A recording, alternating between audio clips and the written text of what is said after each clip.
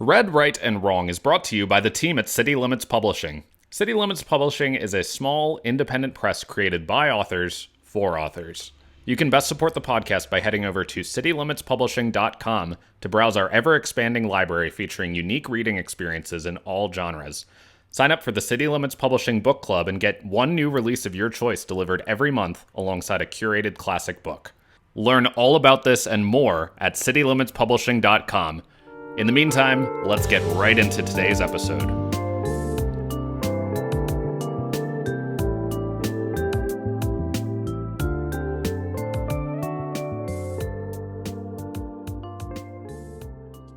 Hey there, everybody. What's going on? This is Read, Right, and Wrong, the in-house author chat show at City Limits Publishing, where we discuss everything we've read, what we're writing, and what's wrong with it all. I'm your host, Peter Fenton, and today we are talking all things murder and church with Jen Lowry, whose new book, The Sunday Killer, will release August 31st. Jen, welcome. Thank you so much for having me. Just hearing it say August 31st out loud. Yeah. It's like, wow.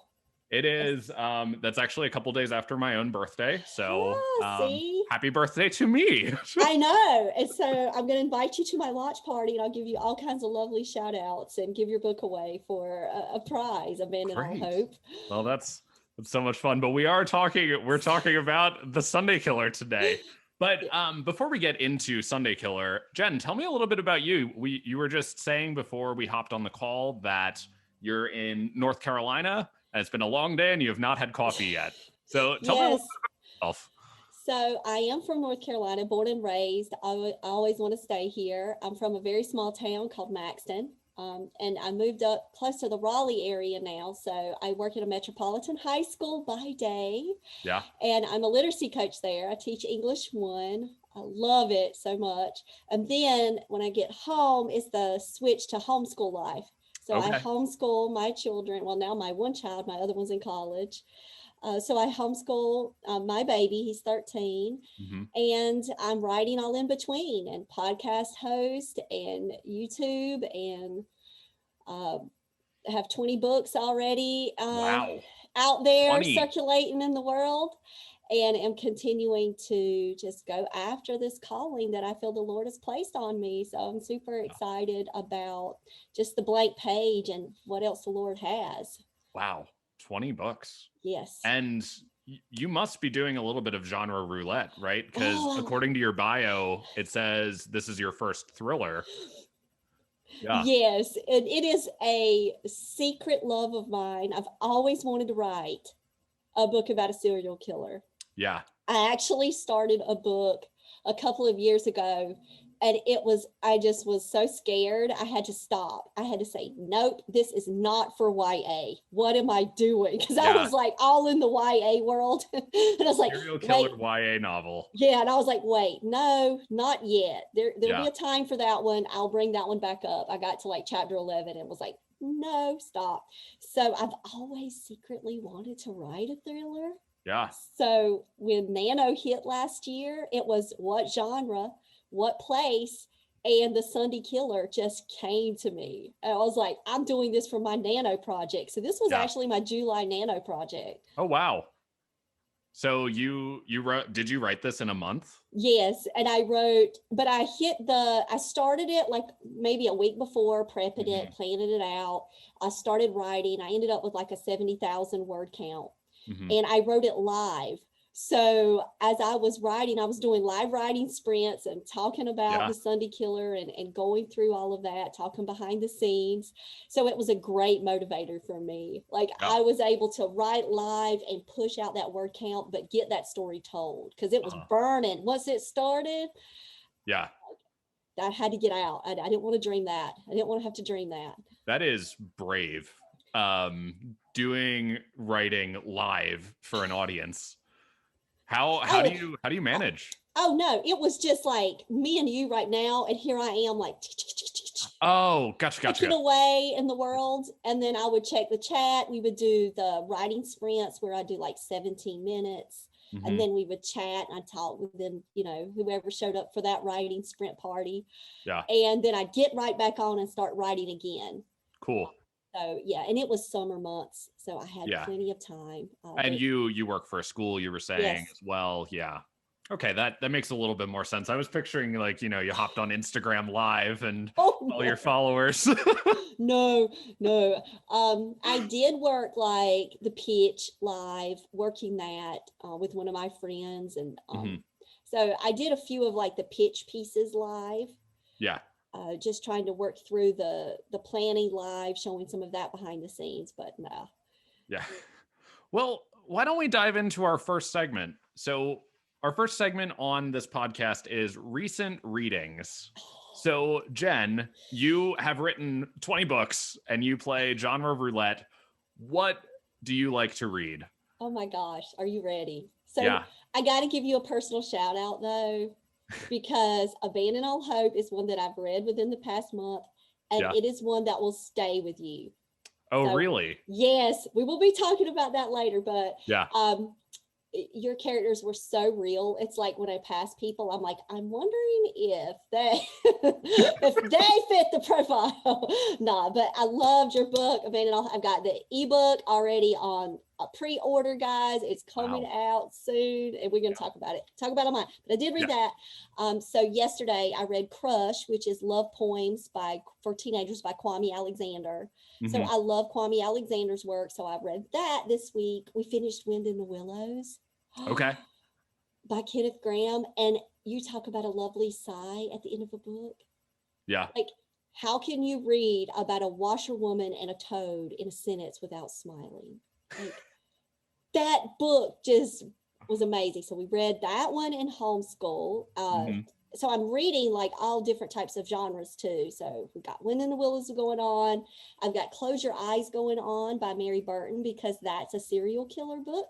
Okay. So I'm trying to kind of read within genre. I just finished The Bone Box by Greg Olson.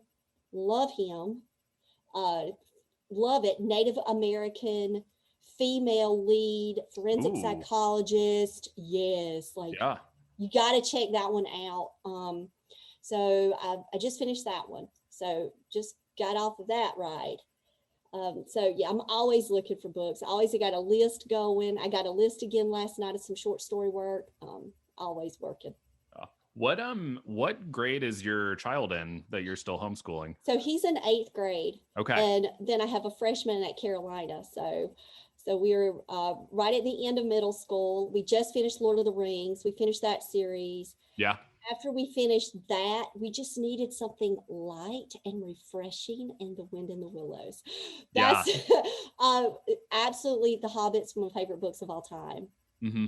And we just finished Tolkien, and that's my son's favorite forever. And he's like, I'll never be able to read another book after this, Mama. It's such a good boy book. Oh gosh, he's like, I can't read anything else. This is it.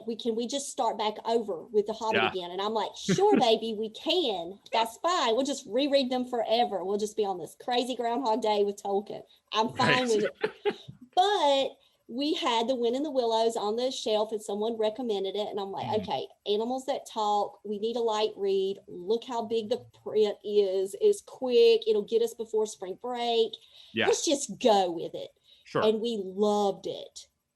Yeah. So, but he only wants to read fantasy in homeschool. So, and that I write fantasy too, so that helps me. One of those genres. Right. I love that genre roulette. Yeah. Yeah, I love I that. play genre roulette too. Oh, it's just so much fun. Like you Yeah. never know. It's like blank page, what's happening, and then all of a sudden, oh, you got a shapeshifter for me? Okay, we'll try Sure. that out. Let's oh wait, you got to travel back in time, romance to 1955. Okay. Why not? Let's do that, sweet. That was a romance. great movie too. Yeah, I mean, for real. So to me, I love it. I just love reading all kinds of different things. And so with Sam, right, they're getting ready to get YA. Hmm. Because I teach in the high school, we'll be shifting over to a lot of classical literature. And of course, we got to do Dr. Jekyll and Mr. Hyde and all the Sure. Poe and all of the Shakespeare. We'll be doing all of that. But right now, he's getting full reign, fantasy 100%. Yeah. Yeah.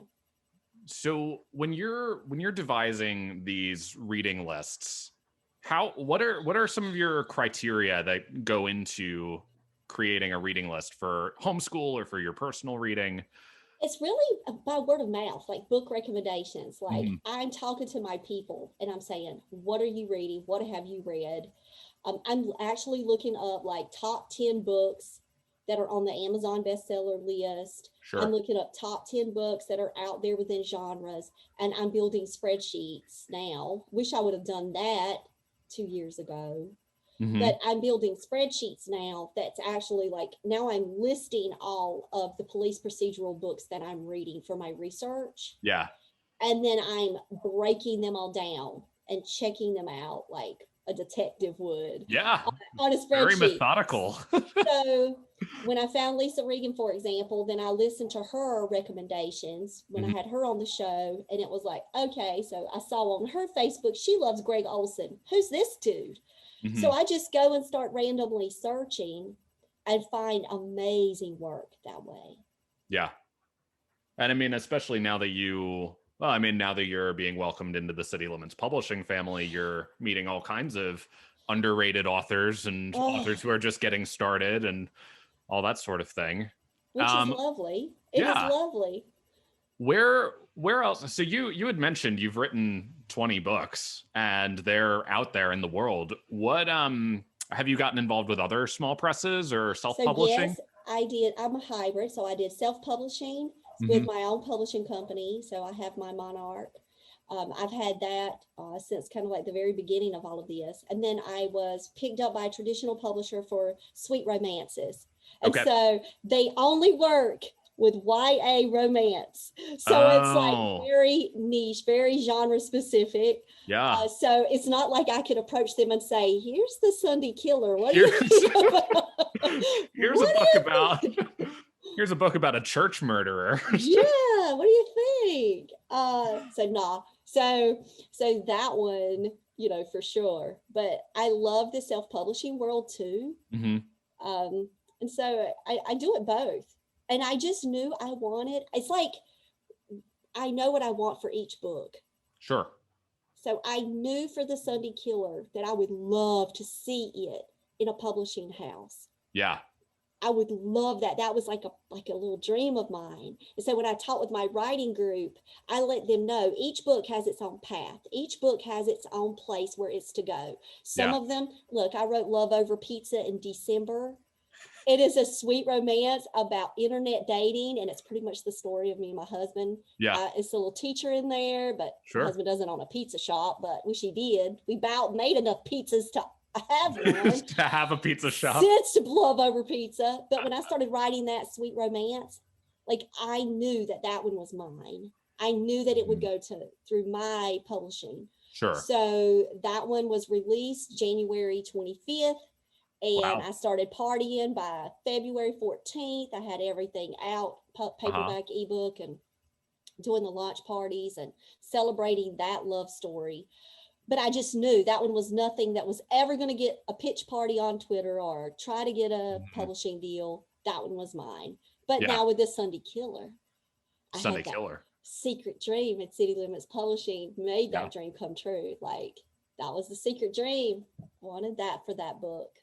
Well, why don't we start talking about the Sunday Killer? Seems like the right time to move into our second Yes. segment, writing away. So now, full disclosure, I have yet to actually read your book. I've just read the synopsis at this point. So tell me all about the Sunday Killer. Okay. So I love Heather Moody. And when she first came to visit me as a character, I went to my Aunt Dot, who is my love.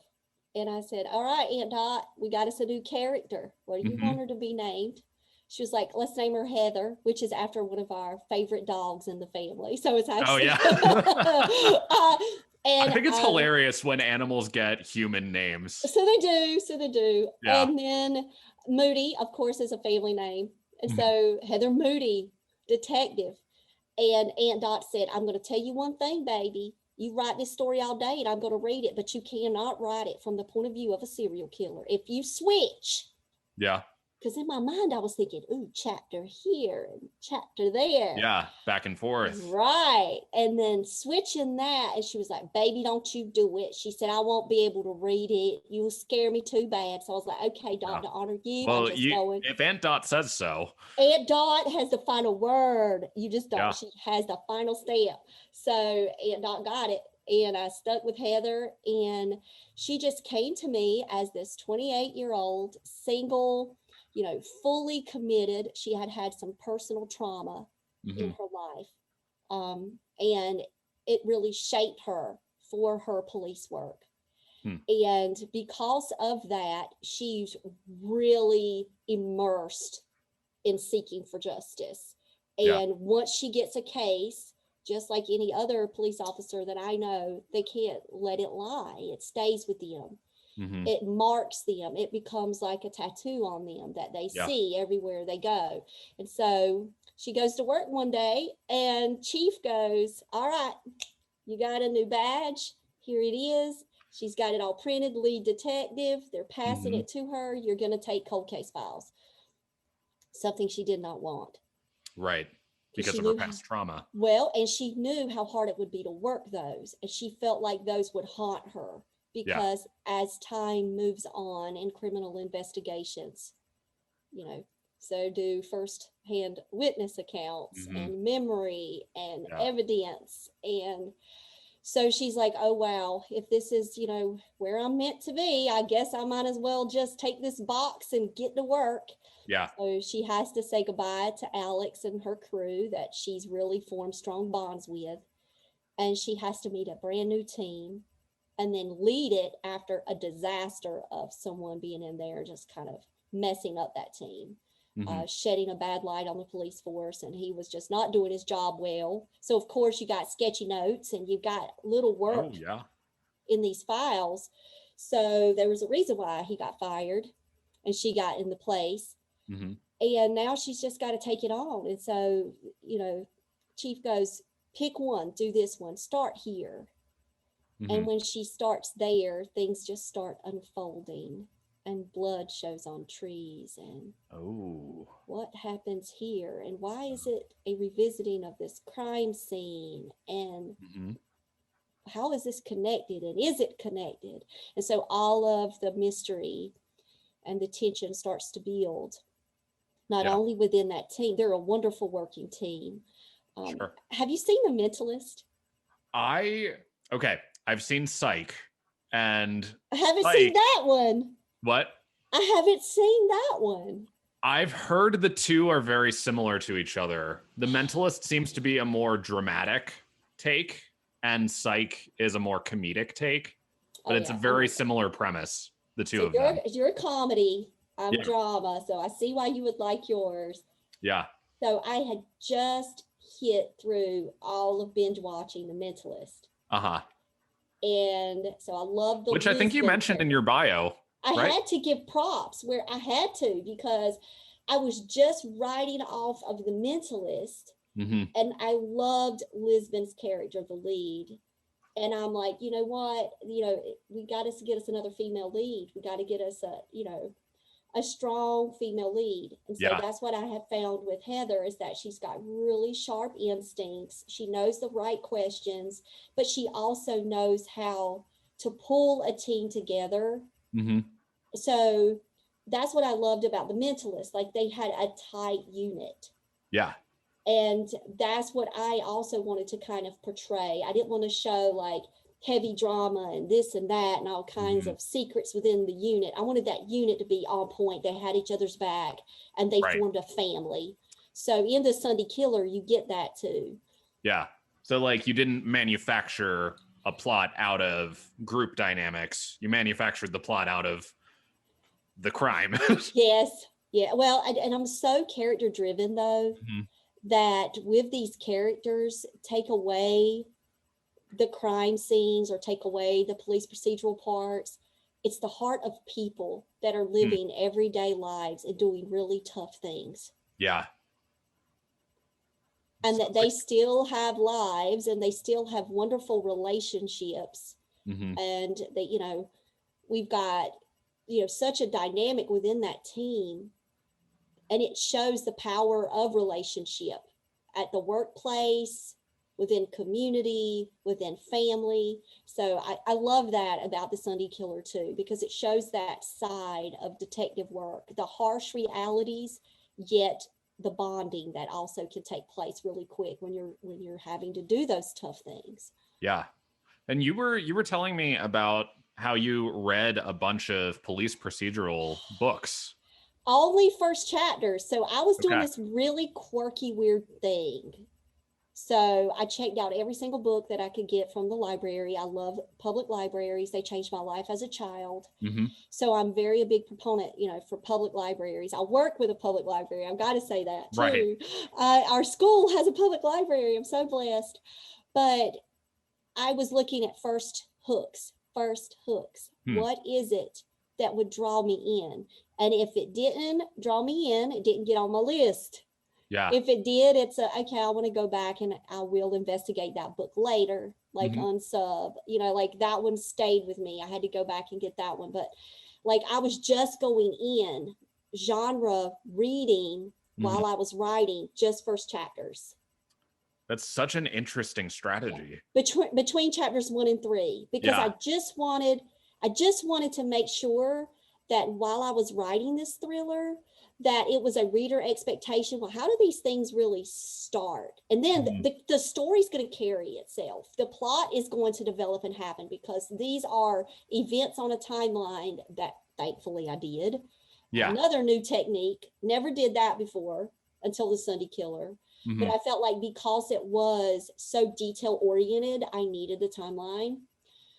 So I knew once I got that there, the story was already birthed in my mind. I just needed to make sure I was doing that inciting incident as quick enough that I was kind of getting those beat points quick enough. Yeah.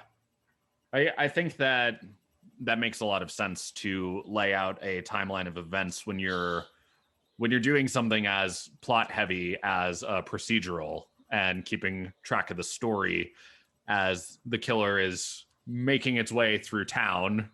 And it was so cool because I did it on, I don't know if you've ever used Canva, but no, I did it on Canva and I made this really cool timeline and it's got like the images that would be biblically, kind of like my visual there from the biblical piece. I would have the Bible verse with it that would attach to the crime. Okay. Even if it was not necessarily always written, it was there. There was so I actually did it thematically like that. So my timeline was set in place based on literal interpretation of the reading of the Bible. Interesting. So let's talk about that for a second, because this is something that you and I overlap on. We're both very much connected by scripture and Christianity. How did you go about this in the Sunday Killer? I mean, you were talking about how the crimes or different images were based on literal readings of the Bible. What else is the backdrop in the Sunday Killer that is religious? So there's a group that keeps kind of popping up on radar. And so that's all I want to, I don't want to do like a lot of spoiler alerts. Sure. But they know it's got to be more than just one person going out doing this. Like it's just, not only is it too creepy, too methodical, too planned out, all of this is not really making sense. This just doesn't seem like this is a one person deal. Yeah. So I was taking some biblical references from that and looking at different verses and really getting inspired by how could someone read a verse and take it so wrong? Yeah. How can someone take such a powerful, true verse and get that out of it? And that shows the, sociopath reading a Bible. That shows this influence that you may have if someone feeds you the word in the wrong way. Right. It's a little bit like, the seeds, where the seed is falling and what kind of soil it's falling into. What are some of your favorite images from scripture? Oh, so the Book of Ruth, and it happens to show up there, but in a Mhm. very psychotic way. But the Book of Ruth, Oh um, no. yeah. I'm running Uh, through my head different ways that you can screw um, up Ruth.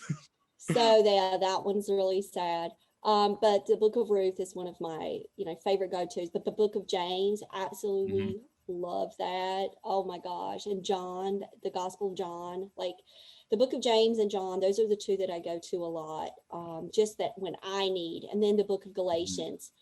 And so Isaiah pops up in the book, and that's Yeah. kind of like one of the kind of initial running with this, like, wait, so you got me on this case. I'm a detective of faith. Hmm. Is, did you put me on here because of something else, or do you know something? So that's Yeah. when also the fires start going through her mind, and she starts burning up, thinking, who else could be involved in this? And am Hmm. I here just by chance, or did they want me on this case? Is this meant to be here? So I think the Bible verses that were chosen were intentional verses, that if Right. someone is reading the Sunday Killer and then, they go and look to see what that clue was, Hmm. they will be able to say, oh, okay, symbolically, like, I get that. Oh, I Sure. understand there was just this deeper place here, but it also shows how words can be so misread and how Right. text can be so taken out of context. Yeah. And that's exactly what's happening within the Sunday Killer. I mean, I'm really excited to read it for that reason, you know? Well, I'm a little nervous, like just the whole thought of people reading the work. I always feel that way though. Hmm. Like, just, oh, I can't wait for you to read it. I can't wait to hear what you think. And it's going to Yeah. be, and it'll be going through those rounds of edits, and I'm Hmm. super excited about that because that's where the work is. Like, that's Right. where all that magic happens. Yeah. So I'm super excited to see where how it's all gonna shape up. Well, good. So what's next for you? So you have the Sunday Killer coming out in August. Are you working on something new right now? Oh, I am Yeah. always, always. So for Nano, we'd have Nano coming up, and my writing group, the Writing Warriors for Jesus. I had two writing group Oh, partners of in what? there. Writing for So Jesus? we're Writing Warriors for Jesus. That's my Writing Warriors Patreon for group. Jesus. I love it. Yes, we're the WWJs. And it's my Patreon group. Yeah. And two of my ladies were like, you know what? We're Nano Queens. You got to get in this ride. And I'm like, what? Nano, what? So I'm so thankful to them because the Sunday Killer, of course, was born through Nano. So thank Mhm. you. But now with Nano coming up in April, we did a challenge within our group where we had to write an idea down every day for the month of March. Oh, okay. Prep ourselves. So we called Yeah. them story seeds, and we did the whole garden Ah, analogy and all of that. being a story And sower. yes, sower of seeds. And so here we are just throwing out all these ideas, and I have all my ideas written down in my journal book. And one of them was, okay, do another poetry book because Hmm. I love poetry. Yeah. And National Poetry Month is coming up. So I've been planning a lot of events at school, plus with Author Life. I just read Kwame's book, and I'm just like, you know what? It's time. I Hmm. have the work. So my new book is going to be fact versus fiction. So I'm going to do a really unique take on it. So the first part of the book, the way the thematic structure is it's all facts. It's all me. It's like even down to the point where I question, is my child a spy or does he have a girlfriend? Like, so if you read fact, you know for sure it's 100% authentic Jen. Hmm. Even the hot haiku that I just wrote for the hot dog place from my hometown. Oh, yeah. So here we go for fact. And then fiction, I'm going to have a poem per book. Okay. So from a character, from the POV of a character. Hmm. So So that's these it. going to be like classic literature or So it's going to be quirky and crazy and a mashup of all of the genres. So, for example, Luca is writing a haiku talking about math, even though he is a pizza shop owner. And so that's uh-huh. his little line, and his little quirky line turns into a haiku for the book. Uh, poems that Sweet Potato Jones, my traditionally published book, Mm-hmm. from her brother's perspective, because it's told through the eyes of Sweet Potato. So Yeah. a poem gets placed in there from the brother. So Maze gets a shot to shine. So it's going to be character POV poetry all in the second half of the book. So I'm excited. It's something new. Yeah, it's a way to trot back out and check back in with your older characters. Yes. So I kind of write poetry along the way. Mm-hmm. It's not like I get a wall, like I get a writer's block, but sometimes I'm just like, they have more to say that needs to go in the book. Yeah. And so I've been writing poetry from my character's perspective for 2 years. So I've got tons of it. I just now have to go through to filter through and see what's worth trying to publish, all that sort of thing. So are you planning to go self-publication route for that? Oh, yeah, definitely. Yeah. That's one that's mine. That's all mine. I couldn't imagine going to a publishing company and saying, hey, you're really going to like that haiku about that hot dog. Like, you really need to publish that one. But it brings me so much joy. Yeah. To be able to give honor to my hometown like that. Yeah. The other day I went back and I was driving through, and one of my childhood stomping grounds closed. Oh, really? And it was boarded up and the lot was vacant. And I'm like, Safeway closed? And I couldn't believe it. I had to write a poem about Safeway closing. Nobody's gonna get that except people from my hometown. Yeah. But that poem matters so much to me because it's almost as if you have to say goodbye to a part of your childhood that's wrapped around walking to that store and being in that store, in that small town store. And Safeway closed and no one told me. And so that's the poem. Yeah. I mean, I think that there's definite value in the very personal that we have to write. I mean, Abandon All Hope was incredibly personal to me, and people are finding value in it. So I don't know. You might be able to find an audience for a poem about a hot dog shop. And you know what? Even if I don't, I've honored that page. Yeah. And I feel so wonderful about that freedom of expression and that ability to be able to sit in front of a blank page and just say, Lord, what's next? And if it's about dropping peanuts into a Coke bottle, then that's a poem about that too. And that's life. Why not? Why not? Right? So, we only live once. We have all this, we have all this time to capture words. Let's just not waste them, even if it's about peanuts plopping in a bottle. Peanuts plopping in a bottle. I assume you've written that poem? Yes. Yep. Yes. With a glass Coke can, a glass Coke bottle, not a can. It won't work. Mm-hmm. You got to be able to see them. You got to see them clang together like a tambourine on palm, gospel singing inside the Coke can. Yeah, the Coke bottle. Yeah. So. Love it. Yeah. Excited about that Southern poetry book coming out soon. So it'll be coming out at the end of April. So it's going to be together soon. Cool. Well, I'll be on the lookout for that. I mean, I follow you pretty closely on Twitter and Instagram, so. Oh, I will send it to you and say, look at this chaos that is my fact. Look at this. This is fact. I can't wait, Jen. So why don't we transition into our final segment of the interview, all the wrongs. So you've written 20 books. I have to assume there have been things along the way that you wish you could have done differently, or you did something wrong and then were able to fix it. Just what went wrong in your career? Oh, it is a work in progress every single day. Yeah. But what went totally wrong was that I did not have an editor at the beginning of my life. Oh. As an author. That's Jen. Terrible. Find an author. Find an editor. It's terrible. And so here I was on a teacher's salary. I'm going to give all the excuses. Are you ready for these excuses? Right. On a teacher's salary, no budget for this life. Mm-hmm. Really just wanting to get out there, make my books happen, using Grammarly, using Pro Writing Aid. Yeah. Thinking that those tools would be enough. No, they're not. No. You need an editor in your life.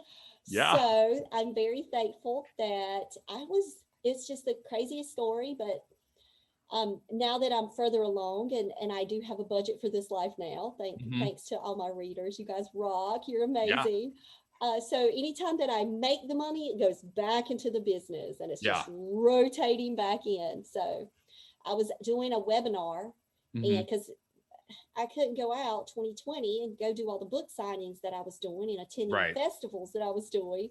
So I was like, oh, why don't I just have some webinars? Why don't I just meet people that way? So I started doing webinars. This lady pops up and she's an editor. She's the sweetest thing ever. Love her so much. She Hmm. gets my weirdness. She Yeah. gets my way.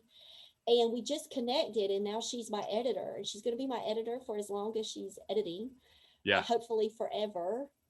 Hopefully. Hopefully. And now I know. So that means everything now has to kind of go back, get rebranded. Another mistake was some of my cover design choices earlier in my career. Hmm. So now I want to go more for symbols and setting instead of just romance covers, Yeah. girls and guys on there all Uh, a snuggled pretty up. model.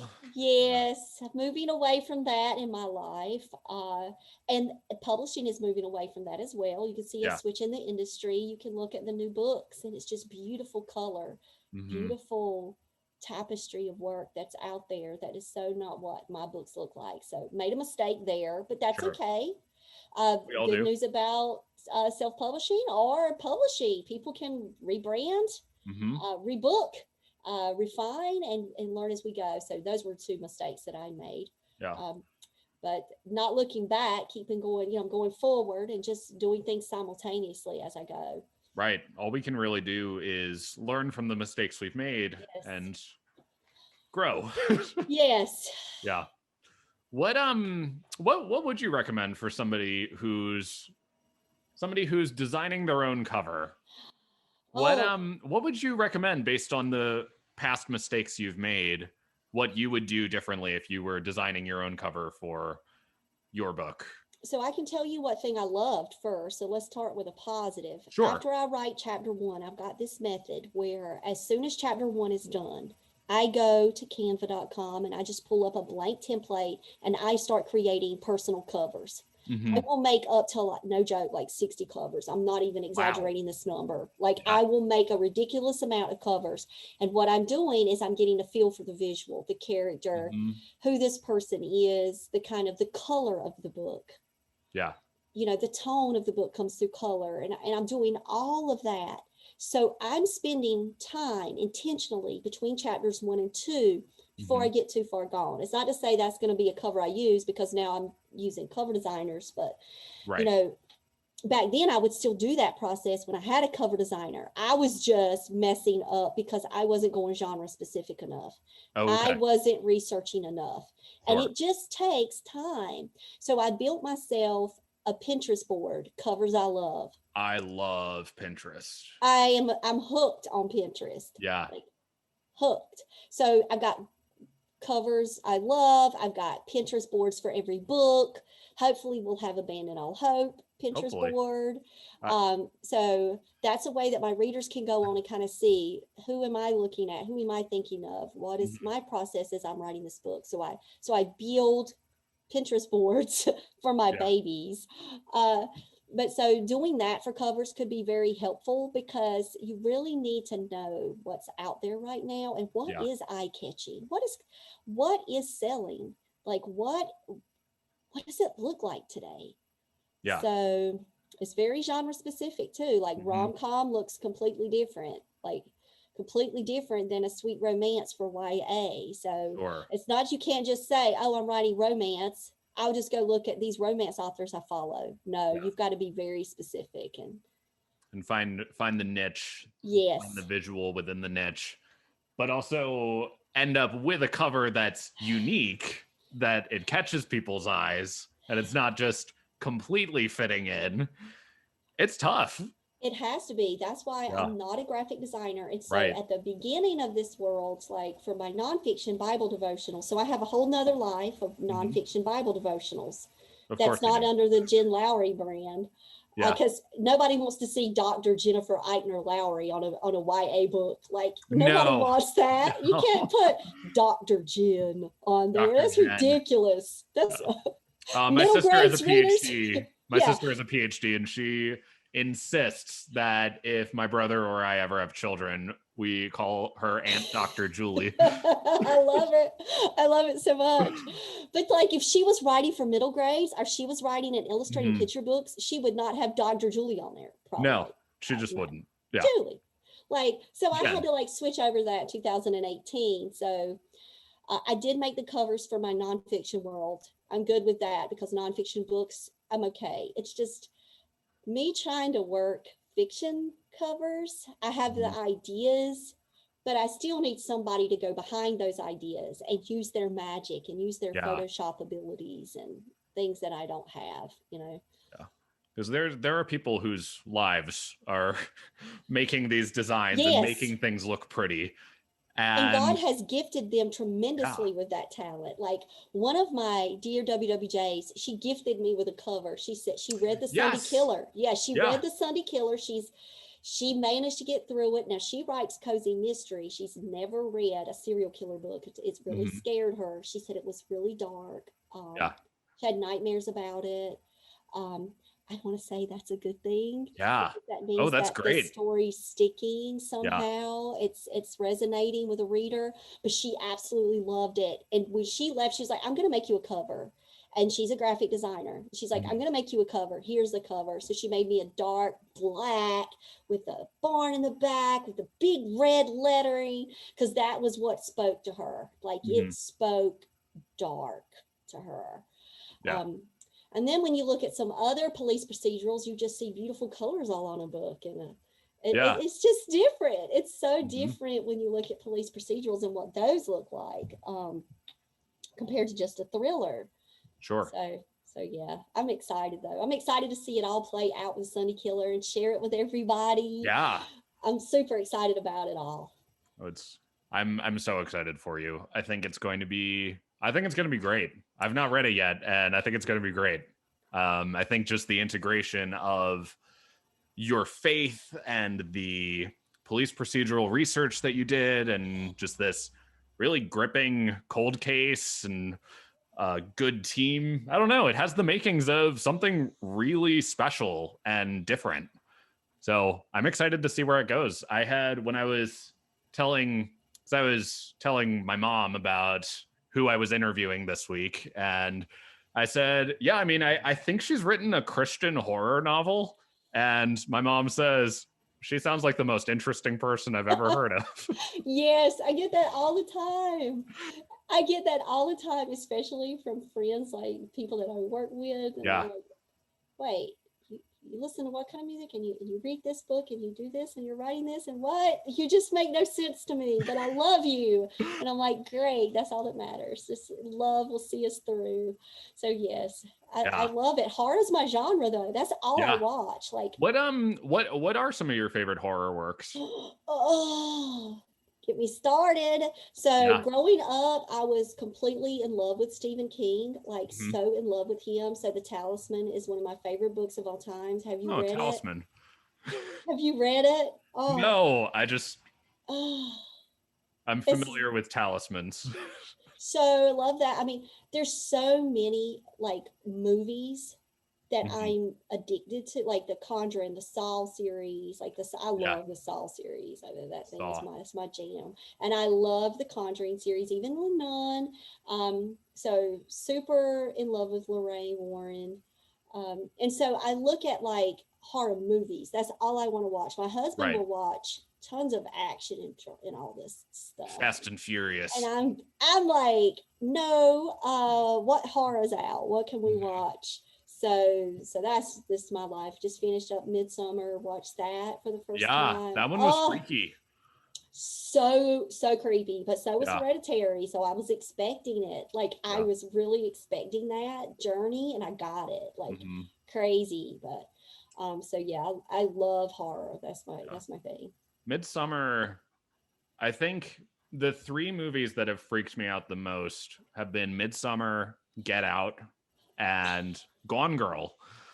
Oh, so have you seen Us? Because that messes with me. You got to write that I have down. not seen Us yet. I'm Okay. not a big horror person. Normally, the scariest I'm willing to go is Stranger Things. Oh, come on. We got to change that. We got to change that. Hey, I will say this. When I was asked the question, what do you see for your book? Of course, I said Netflix original, Yeah. Amazon Oh, of Prime course. movie. Let's take it to the movies. Yeah. Like, so I'm hoping that if you do get a chance to read The Sunday Killer, you will Mhm. feel as if you're in the movie Cool. watching it play out Yeah. because that's how I saw it as I was writing it. So I hope Mhm. I hit the mark that I Good. take you on this cinematic journey inside of a book. Nice.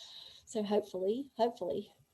Yeah. Well, I mean, I am also a screenwriter, so maybe I'll I'll start putting that to Work words. on it. Work on it. Let's get that Sunny Killer out there. You never Yeah. know. That might be the next big thing. I know one thing I can say Hmm. that when I talk to people about the premise, especially people that I know don't like horror or won't read crime, Yeah. so I can give them spoiler alerts. I don't want to give like Sure. spoiler alerts. So when I'll say, well, have you ever heard of this, and this, and I'll start putting pieces of the book together, they'll Hmm. say, okay, I've never heard of anything like that ever happening at one time in one book at one place. Yeah. And so I'm hoping, like, what I did is unique, right? But I'm just really hoping that it all came together in a way that will make an impression on a reader. Sure. And it's the mark of a good story if it stays with you, Yeah. right? Yeah. Is I don't know. Some of these movies or books that I read, I read it, I was like, that was nice, and then I never think of it again. Yes. But that And then won't be the there's, case with Sunday Killer. I hope not. Let's see. The Yeah. verdict still, hey, it's still out. I cannot wait. So when I got your book, I was like, okay, I got to read this, like this play right now. It was a Because quick read. oh my gosh, yeah, it was, but I sacrificed sleep because I couldn't put it down, and I had to read it like right Yes. then, and it was done, and I was like, okay, wow, and yours stays with you. Yeah. Yours does, and it matters. Yours is like a script that matters, and that's what is important about the work that we do. Well, thanks. Somehow, hopefully, the Sunday Killer will matter in some strange way. Maybe people will take some of the themes out of there to Yeah. be careful of who influences you with the interpretation of the Bible. One, Hmm. Yeah. uh, It can be dangerous. read it for yourself and allow the Holy Spirit to do that work within you. Yeah. That could be another one. I can Like, start throwing those out there. Maybe there'll be some lessons learned. maybe. Who Maybe. knows? Well, Jen, it has been wonderful talking with you today and getting to know you and finally putting a voice to your text. I think it's lovely. Jen, thank you so much. Any final thoughts for our listeners? Where can people find you on social media? Oh, at Jen Lowry Writes everywhere. So Okay. JenLowryWrites. So it's easy to find me. I have a podcast, which we got to say, Peter's going to be on there April the 1st, talking about Yes. Abandon All Hope. So you got April to check Fools. that one out. No joke, guys. It's actually happening. It's going to be released that day. So we've got that coming up. I got a podcast, YouTube. I'm on Twitch. I'm on Instagram, Twitter, Facebook, Mhm. LinkedIn. You can find me. I'm there. So JenLowryWrites.com is my And website. LowryWrites.com. I was going to It's ask, do you have a all website? pretty dark and black and red and all looking creepy for the Sunday Killer with a Yeah. creepy old scarecrow out there going back to those old Children of the Corn days, trying to throw that back a little bit. That's a movie that scared me as a Yeah. kid. Yeah. Woo! But Something find me always so out there. creepy with horror movie children. Oh, it's for real, Yeah. like for real. So you never know. That I need to write that down. Creepy horror children. That just Creepy might need to. horror children. I'm gonna write that down as my story seed today. Cool. Well, I don't know where that's gonna lead, but creepy horror children just hit me strong right there. So well, it's on the list. pleasure to add it to your list. Thank you all for listening today. I'm Peter Fenton, and this is Red, Right, and Wrong. What are you still doing listening to this episode? Hit pause, head over to citylimitspublishing.com and find your next book. I'm your host, Peter Fenton. You can find me online at bypeterfenton.com or follow me on Twitter and Instagram at peterfent. Have a great day, everyone.